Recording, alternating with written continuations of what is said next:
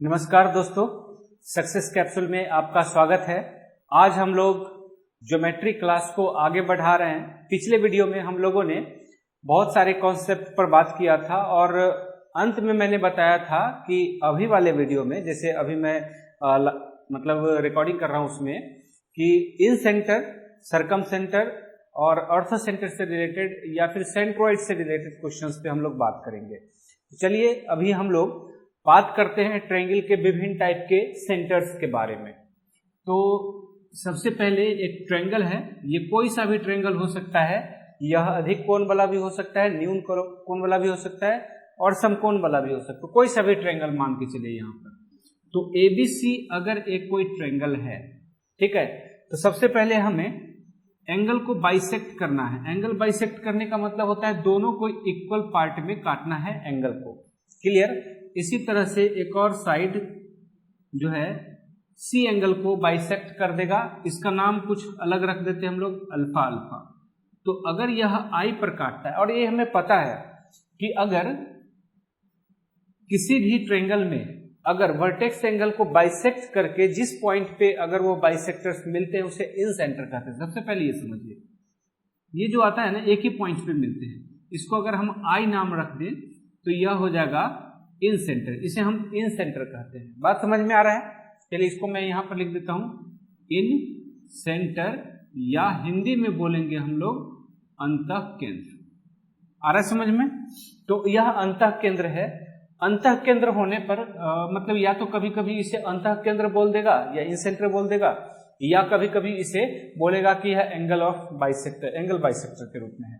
तो अब समझिए इसका कॉन्सेप्ट कि इस पर क्वेश्चन क्या आता है कि देयरफॉर अगर एंगल BIC के बारे में अगर बात किया जाए, मतलब BIC इसके बारे में बात किया जाए, तो इसका मतलब होता है 90 डिग्री प्लस 1/2 एंगल A का हाफ।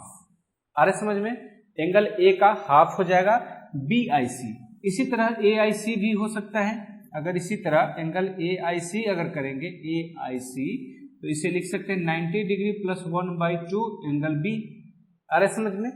इसी तरह अगर AIB अगर लिखें, AIB लिखें, तो इसे लिख सकते हैं 90 degree plus 1/2 angle C, angle C का हाफ। अब देखिए इससे रिलेटेड क्वेश्चंस किस तरह से बनाए जा सकते हैं। जैसे अगर इसको मैं मिटा दूं, ये अब हमें पता है कि ये इन सेंटर है। क्वेश्चन में क्या बोलेगा कि यह एक इन सेंटर है, या बोलेगा कि BI और IC जो है वो एंगल B और I का एंगल बाइसेक्टर है। तो BIC का मान निकालने, यदि एंगल A जो है, एंगल A मान लीजिए 40 डिग्री, इस तरह से, तो आपको पता है कि अगर एंगल BIC के बारे में बात करें तो 90 डिग्री प्लस 1/2 मल्टीप्लाई 40 डिग्री, यही होगा ना, 1/2 40 डिग्री, मतलब इसका आधा 90 में प्लस कर देना है, तो इसका मतलब ये होगा 110 डिग्री। बहुत ही इजी क्वेश्चन होता है। अगर आपके पास कॉन्सेप्ट है तो आप आसानी से इस क्वेश्चन को सॉल्व कर ले जाएंगे, आसानी से बन जाएगा।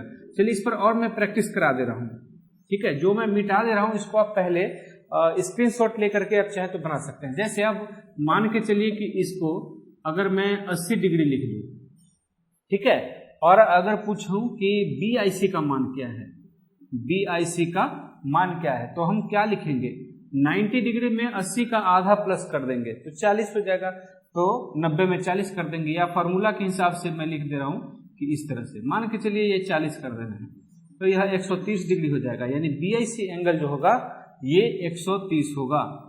बात समझ में आ रहा है? या सीधा लैंग्वेज में समझिए कि जितना ये एंगल होगा उसका आधा करके 90 में प्लस कर दीजिए। अगर यह 80 है तो 40 90 में जोड़ दीजिए तो 130। अगर यह 90 डिग्री हो गया, बाई चांस मान लीजिए 90 डिग्री हो गया, तो 90 का आधा कितना होता है, 90 का आधा 45, तो 45 अगर 90 में प्लस कर दे तो 135 डिग्री। आ रहा समझ में? तो यहाँ 135 डिग्री हो जाएगा। तो इस तरह से क्वेश्चंस बनाए जाते हैं। कभी कभी क्या होगा कि उल्टा दे देगा, उल्टा दे देगा तो कैसे बनाना है समझिए, उल्टा दे देगा तो कैसे बनाना है। तो अगर मान के चलते हैं कि अगर BIC ही 150 दे दिया, मतलब कि एंगल BIC बराबर 150 दे दिया, तो एंगल A का मान क्या होगा। तो आपको यहाँ पर लैंग्वेज में क्या करना है, जब भी BIC होगा 90 से बड़ा ही होगा, तो इसमें से 90 माइनस करके दुगना कर देना है। Simple logic. तो 150 में से 90 माइनस करते हैं तो 60 होगा, 60 का दुगना होता है 120, यानी यहाँ का एंगल हो जाएगा 120, सीधे सीधे बिना पेन उठाए हुए बन जाएगा। बात समझ में आ रहा है? या दूसरा मेथड समझिए कि 90 degree plus 1/2 angle half, formula के हिसाब से ये होगा, ठीक है। ये 90 150 में जाके माइनस होगा जो मैंने अभी जस्ट बताया, तो 1/2 angle half is equal to ये हो जाएगा 60 और angle A is equal to होगा 120। तो ये 2-3 स्टेप लिखने की कोई जरूरत नहीं है, सीधे सीधे हम बना देंगे। बात समझ में आया? तो इसे हम लोग बोलते हैं अंतः केंद्र। अब अंतः केंद्र के अलावा यह अंतः केंद्र तो त्रिभुज के अंदर में ही होगा, ये बात समझ लेना, यह त्रिभुज के अंदर में होगा। कोई भी त्रिभुज हो, चाहे वह एक तरह से अधिक कोण त्रिभुज हो, न्यून कोण त्रिभुज हो, या एक तरह से मान के चलिए समबाहु त्रिभुज हो, ये सभी में अंतः केंद्र जो है वो त्रिभुज के अंदर में होता है। कभी कभी क्वेश्चन भी पूछता है कि अंतः केंद्र कहाँ होगा।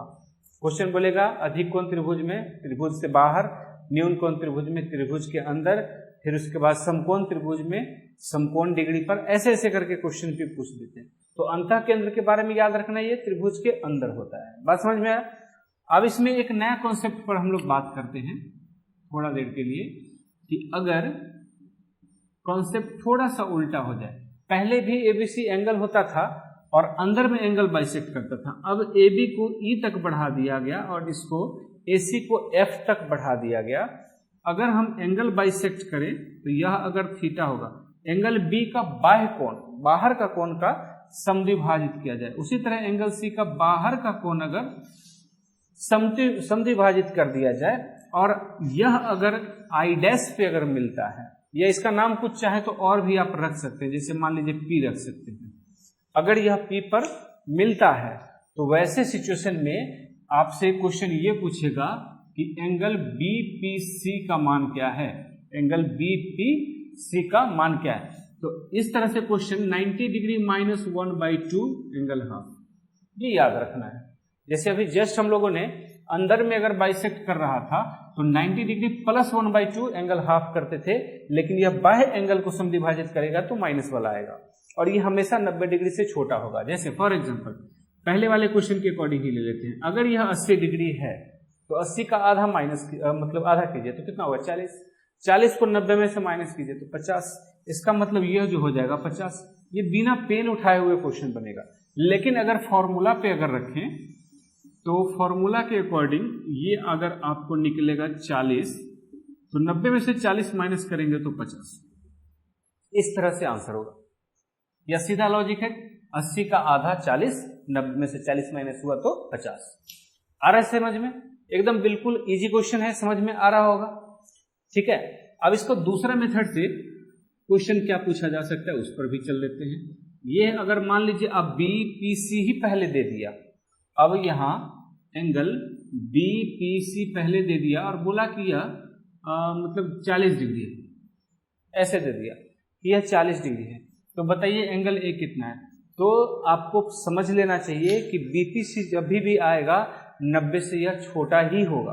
तो 90 से जब छोटा है तो 90 में से 40 माइनस कर लीजिए, कितना होगा 50। 50 का दुगना करेंगे 100, जो कि एंगल A होगा। आ रहा है समझ में? तो एंगल A हो जाएगा 100। या दूसरा मेथड समझिए कि इसका फॉर्मूला होता है 90 माइनस 1/2 एंगल A और ये हो गया 40। 40 अब 90 में से माइनस होगा तो 50 is equal to 1/2 angle A, 50 दूना 100, तो एंगल A बराबर हो जाएगा एंगल 100। ऐसे भी कर सकते हैं, दोनों मेथड है। बात समझ में आ रही होगी आप लोग को। तो यह होता है इन सेंटर का कॉन्सेप्ट, और इन सेंटर का कॉन्सेप्ट से बहुत सारे क्वेश्चंस बिल्कुल पूछे जाते हैं SSC एग्जामिनेशन में, बिल्कुल एकदम तरह से ये पूछे जाते हैं। अब अगर कोई भी एग्जाम आगे आएगा तो उसमें पूछे जाएंगे। एक और कॉन्सेप्ट इसमें समझ लीजिए कि अगर बाहर वाला एंगल भी हम शामिल कर लें और अंदर वाला एंगल को भी बाइसेक्ट कर रहा है, ये भी हमें पता है, ये दोनों एंगल बराबर है। उसी तरह से ये एंगल भी है, अब ये एंगल आपस में बराबर है, एंगल बाइसेक्टर है, यानी यह इन सेंटर है I। तो हमें पता है कि इस तरह से जब ऐसा होगा तो एंगल BIC प्लस यानी कि BIC plus angle BPC plus angle BPC ये हमेशा 180 डिग्री होगा। बात समझ में आ रहा है? ये हमेशा 180 डिग्री होगा ही होगा। और इस तरह से क्वाड्रिलेटरल BPCI, मतलब BPCI is a cyclic quadrilateral. ठीक है, तो यह जो क्या होता है, साइक्लिक क्वाड्रिलेटरल होता है। यानी साइक्लिक क्वाड्रिलेटरल का मतलब होता है चक्रीय चतुर्भुज। चक्रीय चतुर्भुज होगा, क्यों होगा, क्योंकि आमने सामने के कोण का योगफल, जैसे ये दोनों 90 हो गया, इस तरह से इन दोनों का कोणों का योगफल भी 90 होगा, बिल्कुल हो जाएगा। आ रहा समझ में? तो यह एक साइक्लिक क्वाड्रिलेटरल। साइक्लिक क्वाड्रिलेटरल का मतलब होता है कि इससे मतलब जितने भी वर्टेक्स हैं इससे होकर के एक सर्कल ऐसे खींचा जा सकता है, इसलिए इसका नाम हो जाएगा साइक्लिक क्वाड्रिलेटरल। तो बात समझ में आ रही होगी, ये कॉन्सेप्ट समझ में आ गया होगा इन सेंटर का। अब इन सेंटर का अभी और एक कॉन्सेप्ट है, उस कॉन्सेप्ट पर भी हम लोग बात कर लेते हैं। इसके अलावा और भी अलग अलग ट्रायंगल में इन सेंटर आएगा, उसका भी हम अलग से चर्चा करेंगे। ठीक है, और इस वीडियो में हुआ तो ठीक, नहीं तो अगले वाला वीडियो में तो करेंगे ही करेंगे। तो अभी ये खत्म नहीं हुआ है, अभी और भी समकोण त्रिभुज में, समबाहु त्रिभुज में अलग अलग कॉन्सेप्ट आते ही हैं। अब देखिए यहाँ पर कि अगर एक न्यून कोण त्रिभुज है, ठीक है, कोई सा भी एक न्यून कोण त्रिभुज है मान लेते हैं। अब देखिए इसमें कि ABC एक न्यून कोण त्रिभुज है जिसमें से ये एंगल बाइसेक्टर है, ये एंगल बाइसेक्टर है, मतलब यह थीटा तो ये भी थीटा। आ रहा है समझ में? इसी तरह से कोई एक एंगल बाइसेक्टर चाहे तो आप ले ले, मान लीजिए यही एंगल बाइसेक्टर है, इसका नाम D रख लेते हैं, इसका नाम E रख लेते हैं, और ये जिस पर काट रहा है उसको हम I नाम दे देते हैं। बात समझ में आ रहा है? तो ये एंगल बाइसेक्टर है तो डेफिनेटली दो एंगल पार्ट में यानी इक्वल पार्ट में कटेगा, या कह देगा डायरेक्ट कि I जो है वो इसका इन सेंटर है और उसी रेखा को आगे बढ़ाया गया जहां BC को D पर काटता है और इस AC को E पर काटता है। तो ये वाला साइड आपको पता है एंगल A के सामने वाले साइड को स्मॉल a से डिनोट करते हैं, एंगल B वाला साइड को स्मॉल b से, और एंगल C वाला साइड को स्मॉल c से, यानी इसके सामने वाले कोण को। तो हो सकता है आपसे ये पूछ ले कि AI और ID का रेशियो क्या है, ऐसा पूछ सकता है इन सेंटर में। अरे समझ में क्या पूछ सकता है कि AI और ID का अनुपात क्या है, मतलब AI और ID का अनुपात क्या है। तो ऐसा जब भी होगा तो B + C अपॉन में A होगा, याद रखेंगे। कैसे, समझिए कि AI बाई ID पूछ ले तो B + C यानी कि इन दोनों का प्लस बाई A, ये बना लेंगे हम लोग। जैसे फॉर एग्जांपल अगर मान लीजिए कि B बराबर यहाँ पर 5 दे दिया, ठीक है, और C बराबर अगर 7 दे दिया, क्लियर। इसी तरह से A बराबर अब मान के चलिए यहाँ पर 3 दे दिया, ऐसा तो हो सकता है, 5 3 8, दो छोटा साइड को प्लस कर लें तो तीसरे साइड से बड़ा होता है, यानी ट्रायंगल फॉर्म तो हो ही सकता है। पिछले वीडियो में बताया था, अगर पिछला वीडियो छूट गया है तो डेफिनेटली आप देखेंगे। और मैं जो अभी ज्योमेट्री का क्लास जो ले रहा हूं तो ये सब बेसिक से रिलेटेड क्वेश्चंस आगे बढ़ा रहा हूं और साथ साथ में ऊपर की तरफ चल रहा हूं, मतलब हार्ड लेवल का भी बताऊंगा। तो डेफिनेटली आप लोग सब वीडियो देखेंगे ताकि आपका कॉन्सेप्ट बिल्कुल क्लियर हो जाएगा, बिल्कुल तकदीर ही बदल जाएगी अगर आपने सारा वीडियो कर लिया तो। ज्योमेट्री आपके लिए बिल्कुल टफ नहीं होगा, बहुत ही आसान हो जाएगी। अब देखिए यहाँ पर समझिए कि अगर अब साइड का मैंने माप दे दिया 5, इसका 7, इसका 3, अब क्वेश्चन बोल रहा है कि AI और ID का रेशियो क्या है। तो हमें पता है कि B + C बाई A, तो B हमारा है 5, C हमारा है 7, ठीक है, और A हमारा है 3, तो 7 5 12 बाई 3 यानी कि 4/1, ठीक है, या इसे हम अनुपात में 4:1 हम लिख सकते हैं। तो इस तरह से या इन सेंटर के रूप में भी इस ऐसा कॉन्सेप्ट आ जाता है और क्वेश्चन बनाने को आ जाते हैं, क्लियर। तो अब हम लोग इन सेंटर को छोड़ते हुए अब दूसरे सेंटर की ओर चलते हैं, फिर उसके बाद इसके बाद हम लोग और बार भी इन सेंटर का डिस्कस करेंगे, ठीक है। अब समझिए ये तो इन सेंटर था जब किसी भी एक तरह से मतलब कि एंगल को बाइसेक्ट करता था तब ऐसा बनता था। यदि अगर मान ले इस त्रिभुज को थोड़ा सा और टेढ़ा बना देता हूं, टेढ़ा बनाने से ज्यादा समझ में आएगा, थोड़ा सा ऐसा कर दे रहा हूं, ठीक है। तो यह ABC है, अब ध्यान दीजिए कि ABC है यहाँ पर ट्रायंगल। पहले वाले कॉन्सेप्ट में क्या था, एंगल को बाइसेक्ट कर रहा था। अब क्या करेगा कि साइड को बाइसेक्ट करेगा। ठीक है, साइड को बाइसेक्ट करेगा और साइड को बाइसेक्ट करने के बाद 90 डिग्री भी बनाएगा। मतलब इसको बोलते हैं परपेंडिकुलर बाइसेक्टर ऑफ साइड्स, मतलब कि भुजा का लंब समद्विभाजक। उसी तरह से यहां भी भुजा होगा, इसका भी लंब समद्विभाजक इस तरह से मिलेगा। आ रहा है समझ में? इसी तरह से भुजा है, इसका भी लंब समद्विभाजक। यहां भुजा का लंब समद्विभाजक के बारे में बात कर रहा हूं, साइड का। आ रहा है समझ में? तो साइड का है, तो मान के चलिए यह D पर कटता है, यहां E पर कटता है, ठीक है, और यहां F पर कटता है। ठीक है, तो अगर यह मान लीजिए कि O पर मिलता है, O पर या कि कोई भी साइड अगर मान लेते हैं, तो लंब समद्विभाजक का मतलब ये दोनों आपस में बराबर है और 90 डिग्री का एंगल बनेगा। भले ये बराबर दिखता नहीं है, वो अलग बात है, फिगर आप अच्छे से बनाइएगा तो दिखेगा। और उसी तरह से ये जो है यह इसके बराबर है और ये 90 डिग्री है। तो इस पॉइंट पर जहां पर यह तीनों लंब समद्विभाजक त्रिभुज का मिलता है, इसे हम लोग बोलते हैं सरकम सेंटर। इसको हम लोग क्या बोलेंगे? सरकम सेंटर। अभी मैं बस सरकम सेंटर वगैरह की बात कर रहा हूं, बाद में जाकर के इन रेडियस, जैसे मैंने बताया इन सेंटर तो इन रेडियस भी होगा, सरकम सेंटर है तो सरकम रेडियस भी होगा। तो इस तरह से अब ये बन जा रहा है। आ रहा समझ में? तो अब इसका कॉन्सेप्ट समझिए कि कॉन्सेप्ट क्या है। इस कॉन्सेप्ट में अगर हम इसे मिला दें, ऐसे मिला दें, ठीक है, ये मत समझिएगा कि OE का बढ़ा हुआ पार्ट है, ये तो इधर कटता है, ये मैं इधर खींच रहा हूं। आ रहा समझ में? तो इस तरह से हमें पता चलता है कि OA बराबर OB बराबर OC होगा और इसे ही हम लोग सरकम रेडियस बोलते हैं। ठीक है, इसी को हम लोग सरकम रेडियस बोलते हैं। तो अगर एंगल BOC की बात करें, एंगल BOC जैसे इन सेंटर वाला में बात कर रहे थे, तो यह जो होगा ये दुगना हो जाएगा एंगल A का, मतलब यहां जो होगा उसका दुगना हो जाएगा। अगर एंगल A जो है वो 40 डिग्री है तो BOC हो जाएगा दुगना 80 डिग्री। बात समझ में आ रहा है? यानी अगर यह टोटल 40 है तो यह टोटल कितना होगा? 80 होगा, दुगना हो जाएगा। अरे समझ में? तो अब समझिए यहां पर सिमिलरली अगर BOC के बदले AOC पूछ लिया, अगर एंगल AOC के बारे में बात कर रहा है, AOC, तो यह दुगना एंगल B हो जाएगा। क्लियर? यदि एंगल AOB के बारे में बात कर रहा है, AOB, तो इसका मतलब ये दुगना हो जाएगा एंगल C। मतलब जहां जिसकी जरूरत होगी उसके हिसाब से बैठा लेना है। बात समझ में आ रहा है? मतलब एंगल कोई भी दे दिया गया और सेंटर पर का एंगल पूछ देगा तो दुगना कर देना है। क्लियर?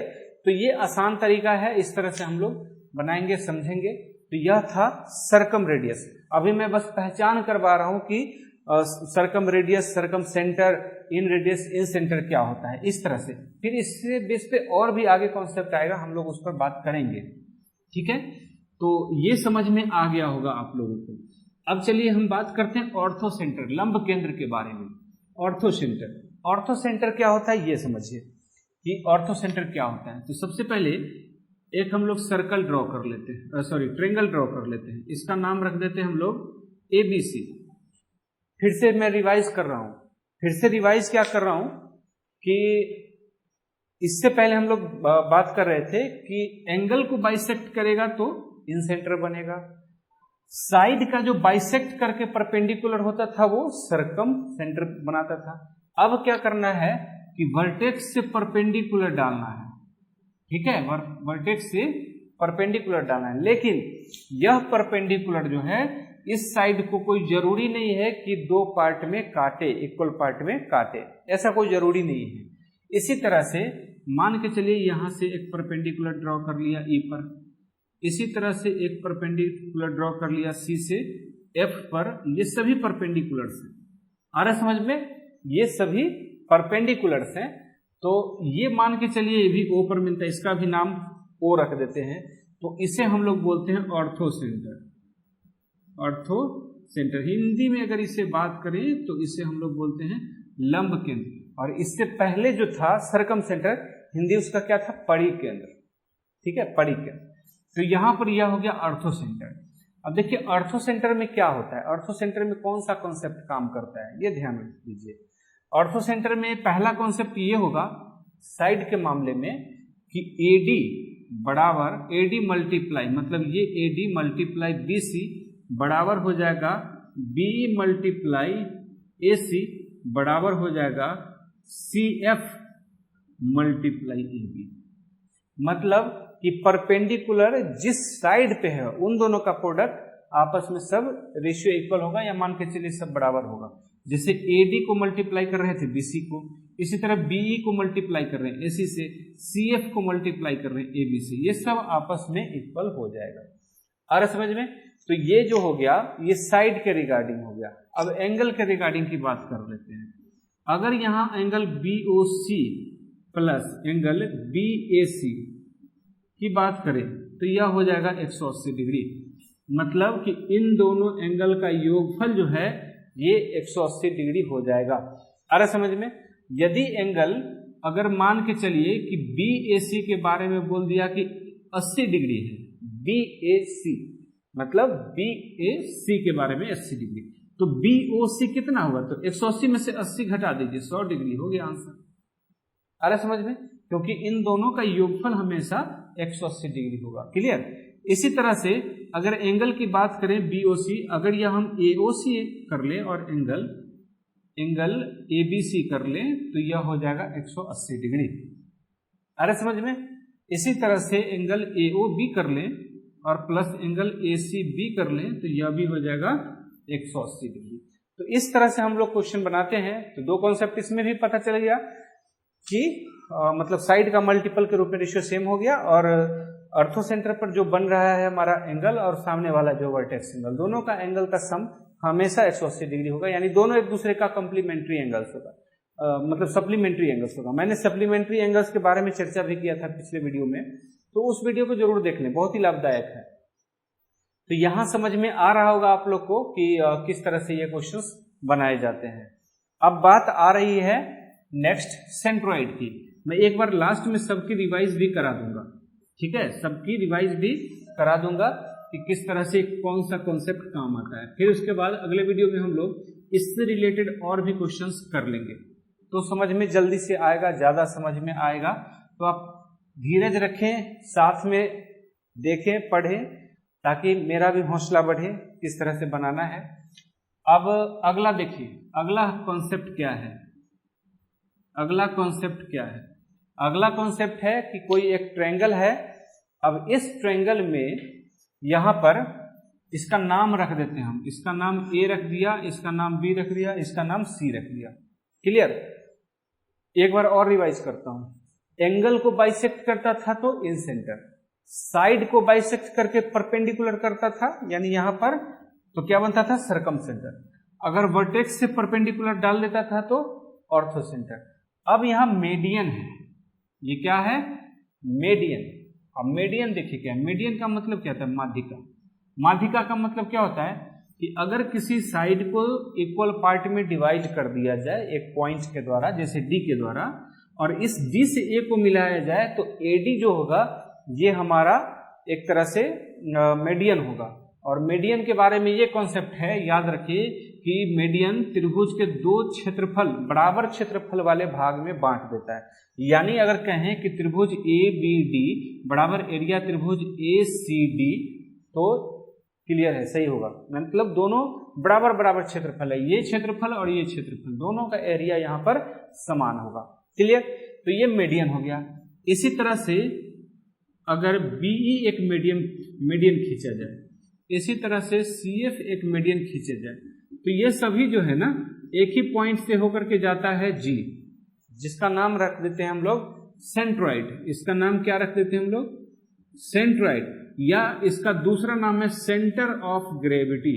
इसका नाम क्या है, सेंटर ऑफ ग्रेविटी।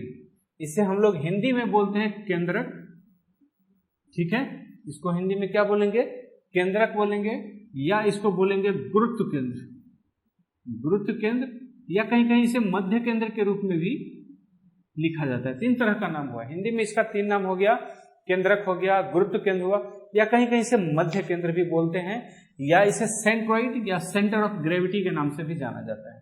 मतलब ये हुआ कि अगर त्रिभुज को कुछ एक ऐसे पॉइंट से लटकाया जाए कि पूरी तरह वो ग्रेविटेशन के इक्विवेलेंस में रहे या बैलेंस करके रूप में रहे, न इधर उधर खिसके, तो एक तरह से जिस पॉइंट पर इसे बांधा जाएगा वही होगा इसका सेंट्रॉइड या सेंटर ऑफ ग्रेविटी। आ रहा समझ में? तो इसे centre of gravity, centre of gravity का मतलब क्या होता है? सेंटर ऑफ ग्रेविटी होने पर यह AG अनुपात GD हमेशा 2:1 होता है, ये याद रखना है। आ रहा समझ में? मतलब AG अनुपात GD ये हमेशा क्या होगा? 2:1 होगा।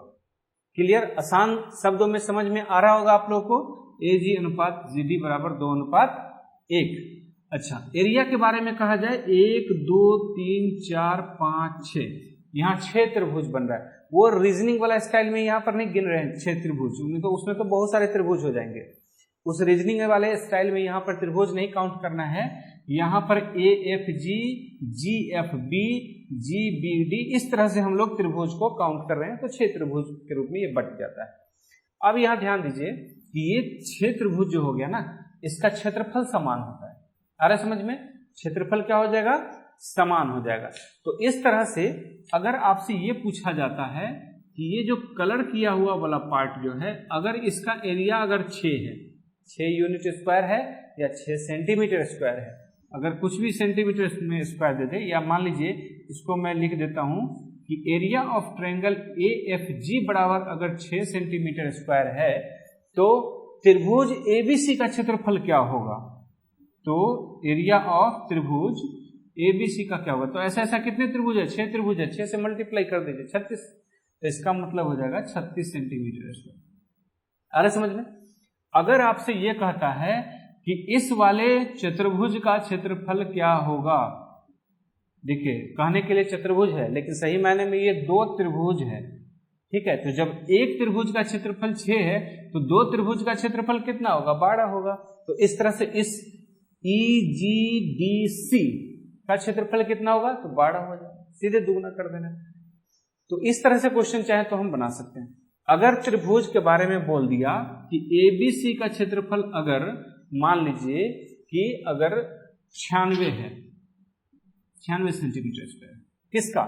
ABC के बारे में, ABC के बारे में बोल दिया 96। तो अब क्वेश्चन ये कहा जाएगा कि आपको ये बताइए EGDC का क्षेत्रफल कितना है। तो जब 6 त्रिभुज का क्षेत्रफल इतना है, तो एक का कितना होगा? 16 6 का 96, 16 होगा एक का। तो 2 का कितना होगा? 32। तो अगर चतुर्भुज EGDC के बारे में कर दिया, तो 16 दूना कितना हो जाएगा? 32 सेंटीमीटर स्क्वायर। बिल्कुल आसान है ना, एकदम इजी कॉन्सेप्ट है।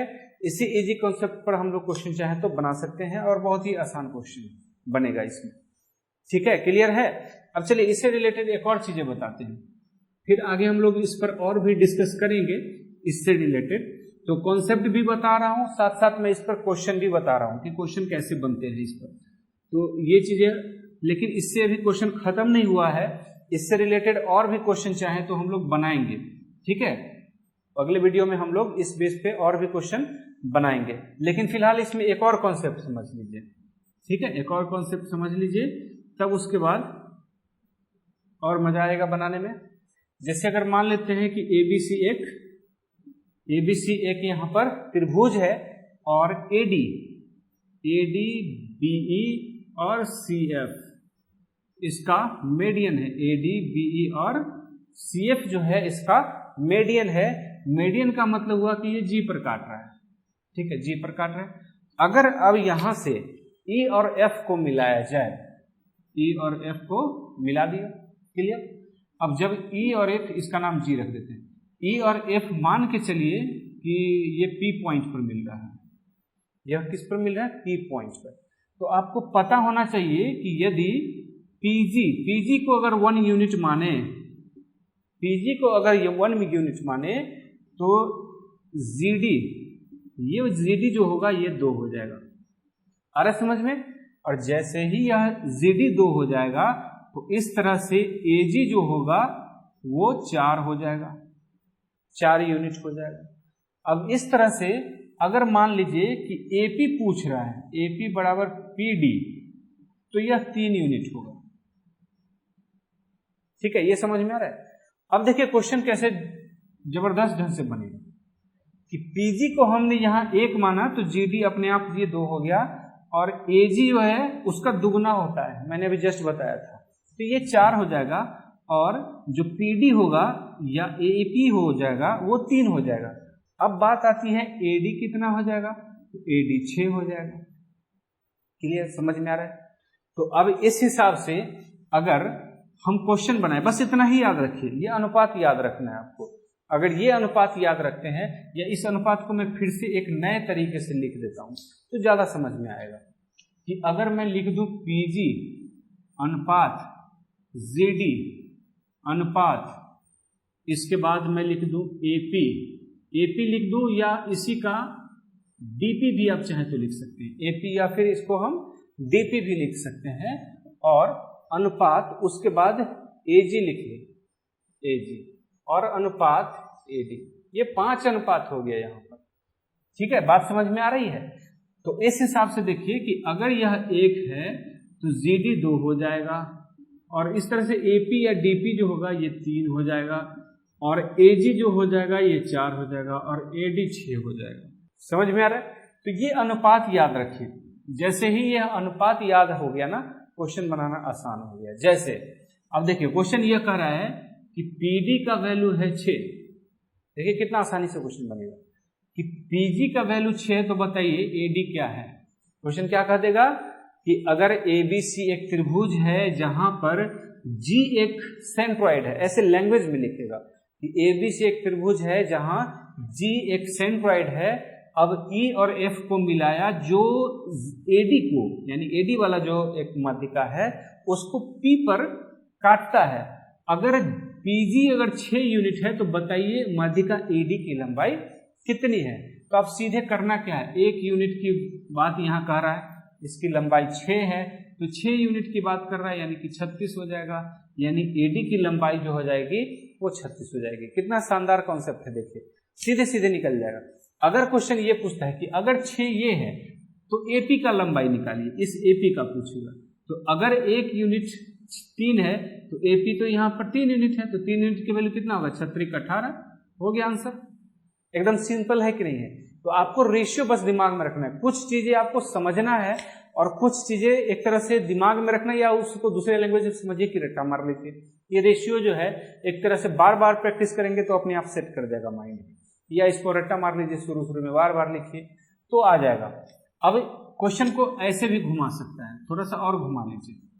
क्वेश्चन ऐसे भी घुमा सकता है कि अगर AD की लंबाई 96 है, 96 है, तो बताइए कि PG की लंबाई कितनी है। तो पूरा 6 यूनिट की लंबाई अगर 96 है तो 6 से 96 में डिवाइड कर लीजिए, 16 छक्का 96, ठीक है, तो 16 हुआ 1 यूनिट का। तो GD की लंबाई कितना हो जाएगी, 16 यूनिट या 16 सेंटीमीटर। तो इस तरह से देख रहे हैं कि कितना शानदार तरीके से हम लोग क्वेश्चन बना रहे हैं। तो अगले वीडियो में हम लोग सेंट्रॉइड, अर्थोसेंटर, फिर उसके बाद इन सेंटर और सरकम सेंटर, ये 4 सेंटर हम लोगों ने पढ़ा, और अच्छे से पढ़िए। इस सेंटर्स अभी ये छुटकारा मिला नहीं है, इस वीडियो में इतना ही अभी हम लोग करेंगे। अगले वीडियो में इसी से रिलेटेड और भी क्वेश्चन करेंगे, और भी अलग अलग महत्वपूर्ण प्रॉपर्टीज हम लोग पढ़ेंगे। तो बने रहिए हमारे साथ, तब तक के लिए नमस्कार, thank you for watching me.